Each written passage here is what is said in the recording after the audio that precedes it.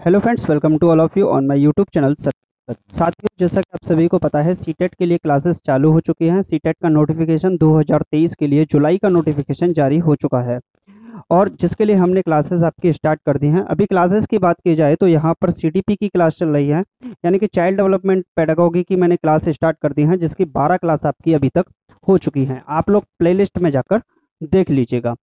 अगर आपको सीडीपी में 30 आउट ऑफ 30 लाना है, यानी कि 150 नंबर में से 30 नंबर यहाँ से आपको मिल जाएंगे। इसका मिलने का सबसे बड़ा रीजन एक ही है, क्योंकि प्रीवियस ईयर के जो क्वेश्चंस होते हैं उनको सॉल्व कराया जा रहा है। प्रीवियस ईयर का जो 90 to 95% क्वेश्चंस का रिपीटेशन होता है, वही क्वेश्चन होते हैं, वही टॉपिक्स होते हैं। लैंग्वेज भी सेम देखने को मिलती है, थोड़ा बहुत आपको लैंग्वेज में ही डिफरेंस देखने को मिल सकता है ऑप्शंस के थ्रू। तो जो भी आप सीडीपी डेवलपमेंट पेडागोगी पढ़ोगे, यहाँ से आप 30 आउट ऑफ 30 बताओगे। बाकी लोग समझदार है, 23-24 साल की उम्र के आप होंगे और इससे ज़्यादा ही होंगे, कम तो होंगे ही नहीं। क्लियर है? तो अगर आप सीडीपी पढ़ना चाहते हैं तो सीडीपी के लिए क्लासेस आपकी अवेलेबल हैं। अभी हम जो पढ़ा रहे हैं वो आपको पढ़ा रहे हैं मैथ्स पेडागोगी, क्योंकि मैथ्स जो पूछी जाती है वो 30 नंबर की पूछी जाती है। 30 में से 15 क्वेश्चन आपके मैथ्स न्यूमेरिकल के होते हैं और जो 15 क्वेश्चंस पेडागोगी बेस्ड होते हैं, यानी कि शिक्षण शास्त्रीय अधिगम से रिलेटेड आपके प्रश्न पूछते हैं। तो 15 क्वेश्चन जो न्यूमेरिकल बेस्ड होते हैं उनकी क्लासेस आपकी चल रही है, वो भी क्लासेस आपको मिल रही हैं। और जो पेडागोगी की क्लास है वो आज से आपकी, तो यहाँ से अगर आप पेडागोगी की क्लास लेंगे तो अगर आप, हो सकता है आपका मैथ्स कमजोर हो, न्यूमेरिकल को आप ना कर पाएं, तो आप पेडागोगी का यूज करके अपने जो क्वेश्चंस हैं उनको थोड़ा सा इंक्रीज कर सकते हो, अपने स्कोर को अच्छा कर सकते हो, बेहतर कर सकते हो। तो ये डिपेंड करता है आपके ऊपर। तो चलिए स्टार्ट करते हैं पेडागोगी को, यानी कि मैथ्स पेडागोगी गणितीय शिक्षण अधिगम को स्टार्ट करते हैं। तो प्रीवियस ईयर का क्वेश्चन पेपर है और ये शायद मेरा ही पेपर है या मेरे फ्रेंड्स का होगा, अभी मेरे को इतना क्लियर नहीं है, बाकी ऊपर आप लोग चेक कर लीजिएगा एक बार। तो ये जो पेपर पूछा गया था, अब इसमें पेपर में क्वेश्चन कैसे आते हैं ये आपको सबसे बड़ी बात होगी। और अगर आप इन क्वेश्चंस को सॉल्व कर पाएंगे तो आप एक आपके अंदर जो कॉन्फिडेंस है ना सीटेट के लिए, वो आपके अंदर कॉन्फिडेंस आ जाएगा। तो चलिए स्टार्ट करते हैं। पहला क्वेश्चन आपके लिए आ चुका है। यह है, सुश्री अनीता बीजीय व्यंजकों के योग के लिए बच्चों का अवलोकन कर रही है। देखिए, अब ये जो पेपर है ये जूनियर लेवल का है, क्योंकि जूनियर लेवल में ही आपके बीजीय व्यंजकों की बात की जाएगी। प्राथमिक स्तर पर, प्राइमरी लेवल पर यहाँ पर बात देखने को नहीं मिलती है। तो सुश्री अनीता क्या करती है, बीजीय व्यंजक जो एल्जेब्रिक एक्सप्रेशंस होते हैं उनके योग के लिए बच्चों का अवलोकन कर रही है। अब वो अवलोकन कर रही है तो वो किन किन चीजों को बच्चों के अंदर देखना चाहेगी, ये सबसे बड़ी बात होगी। अब ये डिपेंड करता है आपके प्रश्न के ऑप्शंस पर। निम्नलिखित में से बच्चों की किन प्रक्रियाओं पर ध्यान देना सुश्री अनीता के लिए सबसे उपयुक्त होगा। जो मैंने बोला वही इसके अंदर लिखा है, इसका मतलब आप समझ सकते हो वर्ड्स का पूरा खेल है। यहां पर लिखा है, योजनाएं जिनका बच्चा अनुप्रयोग कर रहा है तथा बच्चे के उच्च स्तरीय योजनाओं की और प्रगति। देखिए, अगर हाई थिंकिंग, जो क्रिटिकल थिंकिंग बेस्ड क्वेश्चंस होंगे, समालोचनात्मक चिंतन बेस्ड जो प्रश्न होंगे, अगर वो उनको सॉल्व कर पा रहा है, बीजीय व्यंजकों का मतलब हो गया कि अगर आपका बच्चा कम से कम 6 to 8 तक का तो बच्चा कम से कम होना ही चाहिए, 6वीं से 8वीं का अगर बच्चा है तो वो समालोचनात्मक चिंतन भी कर पाएगा और क्रिटिकल थिंकिंग पर अपना ध्यान दे पाएगा और एल्जेब्रिक जो एक्सप्रेशंस हैं उनको भी यहाँ पर सॉल्व कर पाएगा। तो जो बच्चा है वो क्या करेगा, अनुप्रयोग करेगा सबसे पहले, और उच्च स्तरीय योजना है जो हाई लेवल प्लान्स होंगे उनकी ओर वहां पर उसका ध्यान होगा। तो यहाँ पर स्ट्रेटेजी चाइल्ड अप्लाइंग करेगा and child progress towards higher level strategies. मैंने जो बोला वही निकला कि नहीं, वही ऑप्शन आपको दिख गया। तो आंसर तो यही होगा, बाकी औरों को पढ़ लेते हैं। क्या, कितने सही रूप से बच्चा बीजीय व्यंजकों के योग पर समस्याएं हल कर सकता है। आप बीजीय व्यंजकों के योग की ही बात क्यों कर रहे हैं, आप वहां पर मल्टीपल की बात कर सकते हैं, डिवीजन की बात कर सकते हैं, मल्टीपल बेज की बात कर सकते हैं। बहुत सारे तरीके होंगे जिन पर बच्चा जिन पर टीचर को बात करनी चाहिए। कितने जल्दी बच्चा बीजीय व्यंजकों के योग की समस्याओं को हल कर पाता है, बात वही है। आप जल्दबाजी क्यों कर रहे हो बच्चा, एक बच्चा ऐसा है स्लोअर लर्नर है, एक बच्चा कैसा है स्लोअर लर्नर है और एक फास्टर है। एक गिफ्टेड स्टूडेंट भी हो सकता है और एक एवरेज स्टूडेंट भी हो सकता है, एक लोएस्ट स्टूडेंट भी होता है। तो जरूरी नहीं कि बच्चा फास्टेस्ट ही कर पाए, कोई कंपटीशन का हिस्सा थोड़ी बनने जा रहा है वो। अगर 6वीं से 8वीं क्लास का बच्चा क्वेश्चन को सॉल्व कर पाए, उस पर अपना राय दे पाए, उस पर अपनी खुद का चिंतन कर पाए तो बात होगी। तो आप यहाँ जल्दी और तेज की बात तो करिए ही मत। कितनी सफाई से बच्चा, आप मैथ्स की बात कर रहे हैं, अलजेब्रिक एक्सप्रेशंस की बात कर रहे हैं, जब भी मैथ्स की आपने सुना होगा कि मैथ्स में राइटिंग को नहीं देखा जाता, राइटिंग पर टीचर इतना ध्यान नहीं देता है, उसके सॉल्यूशन पर ध्यान देता है। जब भी बोर्ड की पेपर्स की जो कॉपियां होती हैं वो चेक की जाती हैं, तो वहां पर क्या होता है, आपको देखने को मिलेगा कि राइटिंग का इतना इफेक्ट नहीं होता है, आपके सॉल्यूशन का इफेक्ट होता है। आपकी लैंग्वेज वहां पर ज़्यादा डिफाइन नहीं की जाती, क्योंकि लैंग्वेज के लिए तो आपका हिंदी इंग्लिश का पेपर होता ही है, वहां पर आपके सॉल्यूशंस पर ध्यान दिया जाता है। आप सफाई न सफाई पर इतना ध्यान नहीं दिया जाता। तो ये ही आपका पहला ऑप्शन होगा, जो जिनका बच्चा अनुप्रयोग कर रहे, खुद प्रैक्टिकल कर पाए, उनको अप्लाई कर पाए और बच्चे के उच्च स्तरीय योजनाओं की प्रगति की ओर बात की जाए। तो क्लियर है, पहला ऑप्शन आपका सही हो जाएगा। चलिए नेक्स्ट क्वेश्चन देख लेते हैं। नेक्स्ट क्वेश्चन आपकी स्क्रीन पर है, लगाइए। क्वेश्चन आ चुका है, निम्नलिखित में से कौन सी विधि विद्यार्थियों के उनके ज्ञान निर्माण में सहायता करने के लिए सबसे कम रूप से उपयुक्त होगी? ज्ञान निर्माण की सहायता के लिए सबसे कम रूप से उपयुक्त होगी, यानी कि आपसे जो पूछा गया है वो यहाँ पर नेगेटिव पूछा है। अब जो आपका आंसर गलत होगा वही यहाँ पर सही बनने के चांसेस होंगे, क्योंकि आपसे गलत ही पूछा है, इस बात को थोड़ा ध्यान रखना है। और ये वाला जो वर्ड लिखे होते हैं ना, नॉट हुआ, कम हुआ, कमत्तर हुआ, ये वाले आपके जो क्वेश्चंस होते हैं, ये आपके क्वेश्चंस को बहुत बड़े माइनर स्टेज पे आपके गलत करा देते हैं। तो चलिए देख लेते हैं, निम्नलिखित में से कौन सी विधि विद्यार्थियों को उनके ज्ञान के निर्माण में सहायता करने के लिए सबसे कम रूप से उपयुक्त होगी? तो गतिविधि आधारित परीक्षा, गतिविधि आधारित जो भी परीक्षा होती है उसको बोलते हैं एक्टिविटी बेस्ड लर्निंग, यानी कि एबीएल कहा जाता है। क्या कहा जाता है? क्रिया आधारित विधि कह सकते हैं इसको। एक ऐसा मेथड जहां पर बच्चे को एक्टिवली पार्टिसिपेट करने की बात की जाती है, सक्रिय भागीदारी यहां पर बच्चा निभाएगा। तो गतिविधि आधारित अगर शिक्षण किया जा रहा है, गतिविधि आधारित मेथड्स का यूज किया जा रहा है, तो वहां पर बच्चे की जो ज्ञान निर्माण है उसमें सहायता होगी, कि कम रूप से उपयुक्त होगी। अधिक रूप से उपयुक्त होगी तो ये तो आंसर बन नहीं सकता, क्योंकि पॉजिटिव है। आगमनात्मक निगमनात्मक तर्क, देखिए आगमनात्मक और विधि की बात करें, एक होता है इंडक्शन मेथड और एक होता है डिडक्शन मेथड। इंडक्शन मेथड की अगर हम बात करें, इंडक्शन, और एक होता है आपका डिडक्शन। क्लियर है? इंडक्शन को बोलते हैं आगमन और डिडक्शन को बोलते हैं हम निगमन। क्या बोलते हैं? निगमन। तो दो प्रकार के मेथड हो गए, एक हो गया इंडक्शन मेथड और दूसरा हो गया डिडक्शन मेथड। इंडक्शन मेथड की बात करें तो यहाँ पर जो भी बात की जाएगी, सबसे पहले एग्जाम्पल की बात की जाएगी, फिर इसके बाद जो बात की जाएगी वो रूल की बात की जाएगी। यानी कि एग्जाम्पल टू रूल, उदाहरण से नियम की ओर जब भी बात की जाएगी तो आपका इंडक्शन मेथड का यूज किया जाएगा। और डिडक्शन मेथड की बात करें तो यहाँ पर बच्चे को सबसे पहले नियम सिखाया जाता है, यानी कि रूल की बात की जाएगी, फिर उसके बाद क्या है, उसको उदाहरण दिए जाते हैं, इलस्ट्रेशंस दिए जाते हैं, एग्जाम्पल्स दिए जाते हैं, उनको उदाहरण के थ्रू समझाया जाता है। तो आगमनात्मक निगमनात्मक विधि की यहाँ पर बात की जाती है, ये दोनों पॉजिटिव हैं। समस्या समाधान विधि, प्रॉब्लम सॉल्विंग मेथड की बात की जाएगी तो समस्या के समाधान की यहाँ पर बात की जाएगी। व्याख्यान विधि की बात करें तो ये जो व्याख्यान विधि है इसको कम रूप से उपयुक्त होगी, ये जो व्याख्यान विधि है ये कम रूप से उपयुक्त होगी। अब ये क्यों होगी इसको समझ लीजिए। देखिए व्याख्यान विधि को बोलते हैं हम लेक्चर मेथड, और लेक्चर मेथड के अंदर जो टीचर होता है, टीचर को सेंटर्ड किया जाता है। टीचर क्या किया जाता है? सेंटर्ड किया जाता है। किसके अंदर? लेक्चर मेथड के अंदर। सबसे पुराना जो मेथड माना जाता है, इसको हम सबसे पुराना मेथड भी कह सकते हैं, सबसे पुराना। और ये जो मेथड यूज किया जाता है हायर लेवल क्लासरूम के अंदर, जैसे ग्रेजुएशन हुआ, पोस्ट ग्रेजुएशन हुआ, पीएचडी वगैरह हुआ, तो उनमें यूज किया जाता है लेक्चर मेथड के अंदर। क्योंकि टीचर आता है, अपना लेक्चर सुना के चला जाता है, अपने लेक्चर देके चला जाता है, व्याख्यान सुनाकर चला जाता है। One of the oldest method इसको कहा जाता है।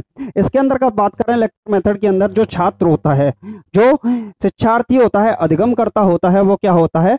पैसिव होता है, यानी कि इसको बोलेंगे हम निष्क्रिय होता है, ना कि एक्टिव होता है। छात्र कैसा होता है?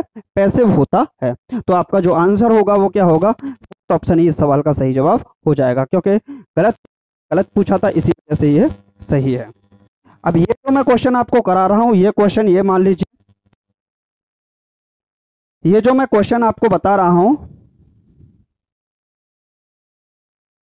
अभी ये जो क्वेश्चन चल रहा है, ये क्वेश्चन आपका सीटेट के पेपर के हर एक पेपर में पूछा जाने वाला सवाल है, क्योंकि बेन हिले का जो ज्यामितीय संरचना का सिद्धांत है वहां से ये सवाल बनता है। तो बेन हिले ने ज्यामितीय संरचना के सिद्धांत की बात की थी, और इन्होंने जो सिद्धांत दिया था ज्यामितीय, मैं आपको पहले बता देता हूं, ज्यामितीय चिंतन का सिद्धांत बोल सकते हैं इसको, ज्यामितीय चिंतन का सिद्धांत। क्लियर? ज्यामितीय चिंतन का सिद्धांत दिया था। ज्यामितीय चिंतन का सिद्धांत बेन हिले के अनुसार बच्चा ज्यामितीय चिंतन के किस स्तर पर अगर वह ज्यामितीय आकृतियों, सरकार इस बात को समझिएगा थोड़ा सा, ज्यामितीय आकृतियों के सामान्य गुणों का निगमन कर लेता है, ये आपका आंसर डिफाइन कर देगा, ये वर्ड निगमन कर लेता है, प्रमेयों को प्रमाणित करता है। देखिए निगमन की बात करें तो एक तरीके से क्या कर लेता है, वो डिडक्शन कर लेता है। मैंने अभी थोड़ी देर पहले बताया था, डिडक्शन का मतलब वो है रूल पे पहले पहुंचेगा, रूल के बाद वो किस पे पहुंचेगा, एग्जाम्पल की ओर पहुंचेगा, यानी कि रूल टू एग्जाम्पल, नियम से उदाहरण की ओर बात की जाएगी, किसके अंतर्गत, निगमन के अंतर्गत। इसमें अगर बात करें निगमन विधि के अंतर्गत तो यहाँ पर बात की जाती है सामान्य से विशिष्ट की ओर, सामान्य से विशिष्ट की ओर। ठीक, जब भी बात की जाएगी जनरल टू स्पेसिफिक की बात की जाएगी तो किसमें, निगमन विधि के अंतर्गत बात की जाएगी। अब ज्यामितीय चिंतन का सिद्धांत दिया था वो वेन हिले ने दिया था। इन्होंने, वेन हिले साहब ने ज्यामितीय चिंतन के सिद्धांत के स्तर में अगर बात करें तो इन्होंने 5 क्रम बताए थे। कुल कितने क्रम बताए थे, 5 क्रम बताए थे ज्यामितीय चिंतन के सिद्धांत के अनुसार। इन्होंने जो सबसे पहला माना था, चलिए देखिए, इन्होंने जो नंबरिंग दी थी वो दी थी सबसे पहले 0 1 2 3 4। तो देखिए 1 2 3 4 5 ऐसे दिया था, 1 से स्टार्टिंग इन्होंने नहीं की थी, 0 से स्टार्टिंग की थी। तो जब भी आपका ऑप्शंस देखे तो 99% स्टूडेंट इस सवाल को गलत कर देते हैं। उसका एक ही कारण है, क्योंकि वो 1 से स्टार्ट कर देते हैं, फिर गलत हो जाता है। जबकि उन्होंने जो स्टार्टिंग की थी वो की थी 0 से। इन्होंने 0 पर सबसे पहले बोला था पहचान, कि जो भी आपका आकृति वगैरह दे रखी है सबसे पहले आप उसको रिकॉग्नाइज कीजिए। इसका दूसरा इन्होंने एक वर्ड किया था दृश्यीकरण, दृश्यीकरण, और एक और वर्ड का इन्होंने यूज किया था चाक्षुषीकरण, चाक्षुषीकरण। ये जो वर्ड यूज किए थे इन्होंने, चाहे पहचान की बात करें, दृश्यीकरण की बात करें, चाक्षुषीकरण की बात करें, तो इन्होंने सबसे पहला स्तर माना था, और पहले स्तर को इन्होंने क्या बोला था, 0 बोला था। जैसे हम आइडेंटिफिकेशन बोल सकते हैं, विजुअलाइजेशन बोल सकते हैं, तो पहला स्तर यही माना था। दूसरे स्तर की बात करें तो दूसरा स्तर इन्होंने माना था विश्लेषण, कि जो भी आपने आकृति देखी, जो भी चीज देखी आपने, ज्यामितीय चिंतन यानी कि जो भी आपने आकृति देखी, चाहे ट्रायंगल की हो, रेक्टेंगल की हो, चतुर्भुज की हो, किसी की भी हो, कोई भी पॉलीगॉन हो, कोई फर्क नहीं पड़ता, जो आपने आकृति दी सबसे पहले उसे पहचानिए, उसे देखिए, उसका चाक्षुषीकरण कीजिए, विजुअलाइजेशन कीजिए। उसके बाद आपको क्या करना है, विश्लेषण करना है, यानी कि उसके ऊपर क्या करना है, एनालिसिस करना है। क्या करना है, एनालिसिस करना है। तो सबसे पहले पहचान करेंगे, फिर विश्लेषण करेंगे, और विश्लेषण के बाद हम क्या करेंगे, उसका संबंध बनाने की कोशिश करेंगे। क्या करेंगे, रिलेशन बनाने की कोशिश करेंगे। क्लियर है? क्योंकि अगर आपको ट्राइंगल दे रखा है तो दूसरे ट्राइंगल से आप देखोगे, जैसे मान लीजिए ये कोई ट्राइंगल है और ये आयत है, तो आप चेक करेंगे ना, ट्राइंगल में 3 कोण होते हैं, तो आप इस 3 कोण होते हैं, 3 भुजाएं होती हैं, लेकिन आयत में 4 भुजाएं होती हैं। तो इससे आप क्या करोगे, एक तरीके से एनालिसिस भी करोगे और संबंध बनाने की कोशिश भी करोगे। क्या हम रेक्टेंगल को ट्राइंगल बोल सकते हैं? नहीं बोल सकते, क्योंकि 4 भुजाएं होती हैं। तो आप संबंध बनाने की कोशिश भी यहाँ पर कर रहे हैं। चौथा जो स्तर आता है जिसको हम 3 बोलते हैं, जो चौथा स्तर आता है जिसे हम 3 बोलते हैं, उसे बोलते हैं निगमन। क्या बोलते हैं, निगमन। जैसे हम किसका नाम देते हैं, डिडक्शन का नाम देते हैं। और जो 5वां और अंतिम जो स्तर होता है इसका, वह होती है स्वयं सिद्धता। ये आपको शायद ना दिखे, अब दिखे शायद, स्वयं सिद्धता, इसको बोलते हैं एक्जियोमेटिक्स। क्या बोलते हैं, एक्जियोमेटिक्स बोलते हैं। तो अब यहां पर देखिए, ज्यामितीय चिंतन के कितने स्तर बताए, 5 स्तर बताए। स्टार्टिंग किससे करते हैं, 0 से करते हैं। क्रम क्या होता है, 0 1 2 3 4 का होता है। ज्यामितीय चिंतन का सिद्धांत किसने दिया था, तो वेन हिले साहब ने दिया था। क्लियर है, इतनी बात समझ में आई। अब यहाँ पर देखिए, आपसे पूछा था वेन हिले के अनुसार ज्यामितीय चिंतन के किस रूप में ज्यामितीय आकृतियों के सामान्य गुणों का निगमन कर लेता है। अब मैंने निगमन किस पर बताया, थर्ड पे बताया, लेकिन अगर गिनोगे तो 1 2 3 4 ऐसे, लेकिन गलत कर देते ना तो तीसरे स्तर पर आता है। किस पे? स्तर नंबर 3 पर। तो आपका स्तर कौन सा है? 3। तो फोर्थ ऑप्शन इस सवाल का सही हो जाएगा। इतना बड़ा एक्सप्लेनेशन सिर्फ एक क्वेश्चन के लिए दिया है, तो इसका सिर्फ एक मतलब है कि ये क्वेश्चन कम से कम आपके 50 क्वेश्चन को सॉल्व कर देगा अगले वाले। क्लियर? तो वैन हिले से जब भी सवाल आएगा आपसे छूटेगा नहीं, ये बात पक्का है, क्योंकि मैंने इतना बड़ा एक्सप्लेनेशन आपको दे दिया। अब इससे बड़ा एक्सप्लेनेशन दूं, कहाँ से लाओगे भाई आप? चलिए नेक्स्ट क्वेश्चन। ओम बताइए भाई। क्वेश्चन है, अपनी कक्षा में एक सीधी रेखा की लंबाई मापन करते हुए एक बालिका उल्लेख करती है कि मेरे पैमाने स्केल पर कोई भी बिंदु एक आरंभिक बिंदु के रूप में लिया जा सकता है। बहुत अच्छा, कोई भी बिंदु एक आरंभिक बिंदु के रूप में लिया जा सकता है। अपनी कक्षा में सीधी रेखा की लंबाई के मापन हेतु सीधी रेखा है, और इस रेखा की लंबाई के मापन हेतु क्या कर रहा है? बालिका उल्लेख करती है कि मेरे पैमाने स्केल पर कोई भी बिंदु एक आरंभिक बिंदु के रूप में लिया जा सकता है। तो आरंभिक बिंदु तो आप ऐसे ले लीजिए ना, ये आरंभिक बिंदु हो गया, ऐसे चला दीजिए, रे बना दिए, कोई फर्क नहीं पड़ने वाला है। क्लियर? तो यहाँ पर ऑप्शंस हैं आपके, बालिका मापन की अवधारणा के प्रति समझ नहीं पाई है और संरक्षण नहीं कर पाई है। अगर संरक्षण नहीं कर पाती, कंजर्वेशन की भावना उसके अंतर्गत नहीं होती, अगर उसके अंदर अंडरस्टैंडिंग नहीं होती, तो फिर वो बात ही क्यों करती कि वो आरंभिक बिंदु की? क्योंकि जो भी रेखा बने, रेखाखंड बने, वो आरंभिक बिंदु से ही तो बनेगा, तो कोई फर्क नहीं पड़ता। अगला है, बालिका को यहाँ पर सही करने की जरूरत है कि जीरो, केवल जीरो ही। सर आप जीरो को ही केवल क्यों बना सकते हो? आरंभिक बिंदु लिया जा सकता है। बालिका मापन की अवधारणा के प्रति समझ बना पाई है और संरक्षण कर पाई है। बात ये बिल्कुल सही है, क्योंकि उसके अंदर कंजर्वेशन की भावना पैदा हो चुकी है और वो अपने कॉन्सेप्ट को अंडरस्टैंड कर पा रही है, कॉन्सेप्ट को बना पा रही है उस टॉपिक के प्रति। क्लियर? क्योंकि कोई भी रेखाखंड है वो बहुत सारे क्या होगा? पॉइंट से मिलकर बना होगा, आरंभिक बिंदुओं से। तो बहुत सारे पॉइंट्स को जब मिला देंगे तो एक रेखा बन जाएगी ना, तो उसके अंदर कंजर्वेशन की भावना तो पैदा हो चुकी है, संरक्षण की भावना तो पैदा हो चुकी है। क्लियर? और उसके अंदर ये कॉन्सेप्ट भी क्लियर है कि पॉइंट पॉइंट पॉइंट पॉइंट मिलाते जाओ, एक रेखा तो बन जाएगी। तो ये वाली बात आपकी क्या हो जाएगी? बिल्कुल सही हो जाएगी। आगे भी पढ़ लेते हैं, आप हतोत्साहित करने की बात ही नहीं करोगे। ऑप्शन पढ़ने की जरूरत ही नहीं है सरकार, सीडीपी की क्लास लो, समझ में आ जाएगा क्यों नहीं जरूरत है। जब तक दीक्षित सर की आप सीडीपी की क्लास नहीं लोगे, बेड़ा पार नहीं होगा बेटा, ये समझ लो। बाकी आप लोग समझदार हैं, आप लोग होशियार हैं, अपना दिमाग लगाइए। नेक्स्ट क्वेश्चन आपकी स्क्रीन पर है, ability of solving mathematical questions is independent of. गणितीय प्रश्नों को हल करने की क्षमता पर निर्भर नहीं करती। जो गलत होगा वही सही होगा, क्योंकि आपसे गलत ही पूछा है। क्लियर? तो देखिए, गणितीय अवधारणाओं के अभ्यास, आप अभ्यास कराओगे, गणितीय प्रश्नों को हल करने की क्षमता पर निर्भर नहीं करती। अभ्यास कराइए, गणित के अंदर जितना प्रैक्टिस करोगे उतना ज्यादा अच्छा है। गणितीय अवधारणाओं की समझ होना बहुत जरूरी है। गणितीय अवधारणाओं का दृश्यीकरण यानी कि विजुअलाइजेशन भी बहुत ज्यादा जरूरी है कॉन्सेप्ट का। क्लियर? जेंडर और जाति, आप जेंडर के अनुसार गणित को नहीं बोलेंगे। आपने देखा होगा जैसे ही 9th क्लास आती है, अब यहाँ पर एक जेंडर वाइज देखने को आपको मिल जाएगा। जब हम पढ़ते थे तो हमको देखने को मिलता था, आज की डेट में तो बहुत कम है, कम नहीं फिर भी है, लेकिन फिर भी देखने को मिलता है। जैसे ही 9th क्लास आती है तो बॉयज को बोलते हैं भाई तू मैथमेटिक्स ले ले, गणित पढ़ ले, और गर्ल्स को बोलते हैं बेटा तू गणित नहीं कर पाएगी तो एक काम कर होम साइंस ले ले। ठीक, तो हम क्या बोलते हैं? गृह विज्ञान ले ले, घर का विज्ञान ले ले।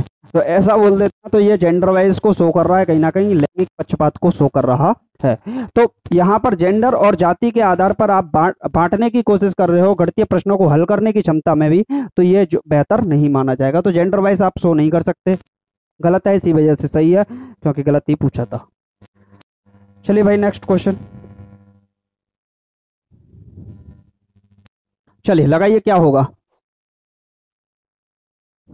मैथ्स पेडागोगी जिसने ले ली उसका बेड़ा पार है, क्योंकि यही क्वेश्चन देखने को मिलेंगे लैंग्वेज डिफरेंस के साथ। क्वेश्चन है, निम्नलिखित में से कौन सा कथन गणित की प्रकृति में संबंध सही नहीं है? गणित की प्रकृति के संबंध में सही नहीं है। Which of the following statement is not correct with regard to the nature of mathematics. Nature of mathematics, ये बताइए। तो देखिए, प्राथमिक स्तर पर गणित का मूर्त प्राथमिक स्तर का गणित मूर्त है, इसमें अमूर्तता की आवश्यकता नहीं है, बात तो ठीक है। मूर्त और अमूर्त को समझिए, अगर इसको समझ गए तो आपको समझ में आ जाएगा। मूर्त और दूसरा है अमूर्त, इसको बोलते हैं हम कंक्रीट,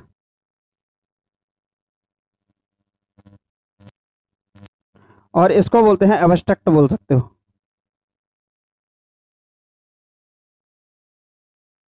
एक होता है कंक्रीट और एक होता है एब्स्ट्रैक्ट। मूर्त का मतलब हो गया जो चीजें आपको दिखाई दे रही हैं एक तरीके से, कंक्रीट, ठीक। और अमूर्त का मतलब हो गया आपके भावों के अनुसार, जो आपको दिखाई नहीं दे रहा, आप कल्पना कर रहे हो। जीन पियाजे का संज्ञानात्मक विकास के सिद्धांत की बात की जाए तो उन्होंने जो चौथी स्टेज बताई थी, जो कि 11 से 16 वर्ष की थी, इन्होंने इसको नाम ही दिया था अमूर्त संक्रियात्मक अवस्था।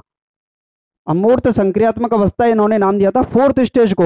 यानी कि बच्चा जहां भावों के अनुसार, कल्पनाओं के अनुसार, हाइपोथेटिकली डिडक्शन के थ्रू सीखता है, परिकल्पनात्मक निगमनात्मक तर्क के आधार पर बच्चा सीख पाए, तो वहां पर बात की थी अमूर्त की। तो 11 से 16 वर्ष के बच्चे के अंदर ये देखने को मिलता है। प्राथमिक स्तर का बच्चा है वो मूर्त तरीके से ही सीखना बहुत ज्यादा पसंद करता है, उसके अंदर परिकल्पना इतनी ज्यादा नहीं हो पाती। तो क्या है, इसमें अमूर्तता की आवश्यकता नहीं है, लेकिन फिर भी अगर मैथ्स को सिखा रहे हो तो आप अमूर्तता लाने का प्रयास करेंगे।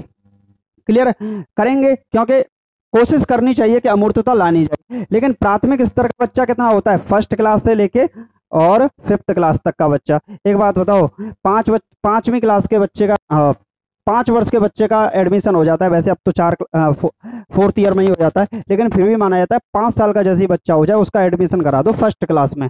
अब 10 साल का जब बच्चा वो हो जाएगा, 10 ईयर का जब बच्चा हो जाएगा तो वो कितने का आ जाएगा, 10 साल का 5वीं को पास कर जाएगा, और 11 साल का बच्चा 6 में आ पाएगा। यानी कि अमूर्त चिंतन की अवस्था तो 6वीं से स्टार्ट हो पाएगी बच्चे के अंतर्गत, एक तरीके से जीन पियाजे संज्ञानात्मक विकास के सिद्धांत के अनुसार बात की जाए तो।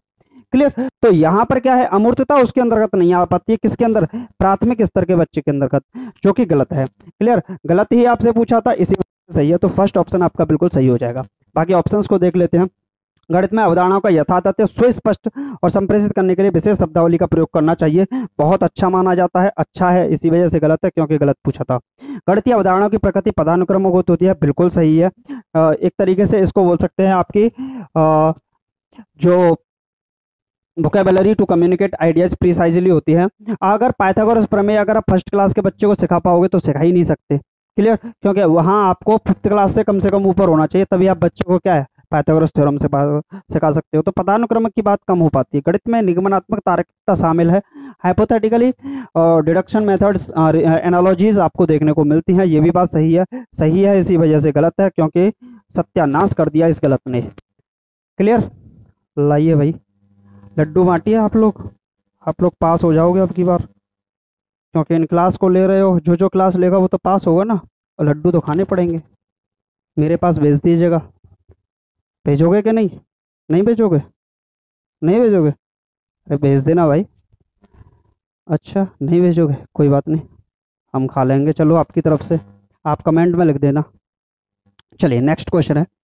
गणित की कक्षा में शिक्षिका रमन से पूछा, अगर किसी त्रिभुज बना देते हैं भाई, त्रिभुज के आंतरिक कोण 2, 3, 4 हैं, यानी कि इसको मान लेते हैं 4, इसको मान लेते हैं 2 और इसको मान लेते हैं 3, रेशियो में है तो आप मान लीजिए कि अनुपात में है, तो उसके इन कोणों की माप क्या होगी। इस पर रमन ने कहा कि कोणों की माप 40, 60 और 80 होगा। रमन का उत्तर उसकी किस क्षमता को दर्शाता है। एक बात बताइए, 2, 3, 4 का ही रेशियो तो था, यहाँ पर 40, 60 और 80 बताया। आप 0, 0 कैंसिल करते जाइए, 2 से कैंसिल करते जाइए, तो आपका क्या आएगा, 2:3:4 ही तो आया। यानी कि उसके अंदर समानुपात की समझ पैदा हो चुकी है, अनुपात की, प्रोपोर्शनल की यहाँ पर बात हो चुकी है। तो भाई ये हो क्या रहा है, जो मैं बोल देता हूँ वही आंसर दिख जाता है। मैंने प्रोपोर्शनल बोला, प्रोपोर्शनल थिंकिंग।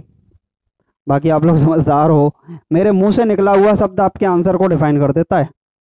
क्लियर, मैं पहले ही बोल देता हूँ, पता नहीं इन लोगों को क्या है, मेरे से दोस्ती है या नाराजगी है, पहले से ही जो मेरे मुंह में आता है वही आंसर रख देते हैं। गिनने की क्षमता गलत, मापने की क्षमता गलत, रोड मेमोराइजेशन को फॉलो नहीं करते हो आंसर। पता नहीं क्या है इन लोगों का। सीटेट वालों से बोलो भाई, मैं जो बोलता हूँ वो आंसर ना दिया करें, ये कुछ और दिया करें। चलिए नेक्स्ट क्वेश्चन देख लेते हैं। गणित के शिक्षण अधिगम के बारे में कौन सा कथन सही नहीं है? नहीं है, नहीं है तो गलत पूछा है, गलत जो होगा वही आंसर होगा। प्राथमिक कक्षाओं में गणित का ज्ञान प्रतिरूपों और सामान्यीकरण के अवलोकन के माध्यम से सृजित किया जा सकता है। बहुत अच्छी बात है ये तो। सामान्यीकरण जनरलाइजेशन के थ्रू किया जाए, ज्ञान प्रतिरूपों के थ्रू किया जाए, बहुत अच्छा माना जाता है, पैटर्न्स के थ्रू और जनरलाइजेशन के थ्रू। गणित का अधिगम संवाद आधारित एक सामाजिक प्रक्रिया भी है। संवाद आप कराइए, डिस्कशन आप कराइए, डिस्कशन जितना कराएंगे, एंगेजमेंट जितनी कराएंगे और एक्टिवली जितना बच्चे को तो आप पार्टिसिपेट कर पाओगे, भागीदारी निभा पाओगे उसकी, वो जरूरी है। गणित ज्ञान के सृजन में संस्कृति और संदर्भों की कोई भूमिका नहीं है। भाई आप कैसे कह सकते हो कि संस्कृति का उस पर प्रभाव नहीं पड़ेगा, संदर्भों का उस पर प्रभाव नहीं पड़ेगा? फिर तो इसका मतलब जो बिहेवियरिस्टिक व्यवहारवादी थे वुडवर्ड साहब, उन्होंने दिया था development equal to heredity and environment, आनुवंशिकता और वातावरण का गुणनफल। जो आपकी सामाजिक सांस्कृतिक पृष्ठभूमि है उसका बहुत बड़ा प्रभाव पड़ता है आपके विकास पर। तो फिर ये वाली बात तो गलत हो जाती, जो कि हो नहीं सकती। गणित की अच्छी अध्यापिका विद्यार्थियों के गणित की रुचि संवर्धन कर सकती है, रुचि संवर्धन कर सकती है, यानी कि enhance the interest of student in mathematics. तो ये भी बात बिल्कुल सही है। अब कौन सा गलत है? तीसरा गलत है। आपसे पूछा था नॉट, गलत है, इसी वजह से क्या है? सही है। तो थर्ड ऑप्शन इस सवाल का क्या हो जाएगा? बिल्कुल सही हो जाएगा। देखिए इसमें जो क्वेश्चंस थे वो कुल मिलाकर 15 क्वेश्चंस थे पेडागोगी के। मैं इतने ज्यादा क्वेश्चन एक दिन में नहीं कराऊंगा क्योंकि आप लोग थोड़ा सा बोर हो सकते हो। आज मैंने 8 सवाल करा दिए, कल आपको 7 सवाल जो इसके बचे हैं उनको कल करा देंगे सेकंड क्लास में। तो आप लोग जब क्लासेस को लोगे ना, 20-25 क्लास भी मेरी ले लोगे मैथ्स पेडागोगी, अरे 15 नंबर की आती है, 15 क्लास ले लेना, बस इतना बोल रहा हूँ। 15 में से 15 आपके पेडागोगी में आ जाएंगे। बाकी हम एक मैराथन क्लासेस के लिए जरूर लाएंगे जिसमें आप मैराथन क्लास का यूज करके बेहतर तरीके से कर पाएंगे। क्लियर है? और यहाँ पर एक वर्ड लिखा था सांस्कृतिक और संदर्भ, तो आप जो आपकी खुद की संस्कृति है बना लीजिए कि अब तो हमारी सीटेट ही है, और जो आपका संदर्भ है, कॉन्टेक्स्ट है, उसको भी बना लीजिए कि हम सीटेट के कॉन्टेक्स्ट में पढ़ रहे हैं। सीटेट आपका क्वालिफाई हो जाएगा, कोई बड़ी बात नहीं है, बहुत आसान पेपर आता है। सब खेल वर्ड्सों का है यहाँ पर, क्योंकि मैं जो वर्ड्स बताता हूँ वही आपके आंसर्स को डिफाइन कर देते हैं। बाकी आप लोग समझदार हैं, क्लास को लेते रहिएगा। उम्मीद है मिलते हैं नेक्स्ट वीडियो में। और हाँ, बहुत सारे स्टूडेंट ऐसे बोलते हैं कि सर आप क्यों नहीं बोलते लाइक करने के लिए, शेयर करने के लिए क्यों नहीं बोलते, और सब्सक्राइब करने के लिए नहीं बोलते। देखिए भाई, मेरे बोलने और ना बोलने से कोई फर्क नहीं पड़ता, आप लोगों के ऊपर डिपेंड है। आप कभी लाइक मत करो, कोई फर्क नहीं पड़ता, शेयर मत करो, सब्सक्राइब मत करो, कभी मत करो, कोई फर्क नहीं पड़ता। बस आप लोग क्लासेस को लेते रहिएगा, ये आपके ऊपर ये फर्क पड़ेगा। आप क्लास लेंगे तो आपका बेनिफिट होगा, मेरे बेनिफिट की आप चिंता मत करो, बस आप लोग क्लासेस को लेते रहिएगा। बाकी आप लोग करना चाहें कर लीजिएगा। Thank you for watching this video.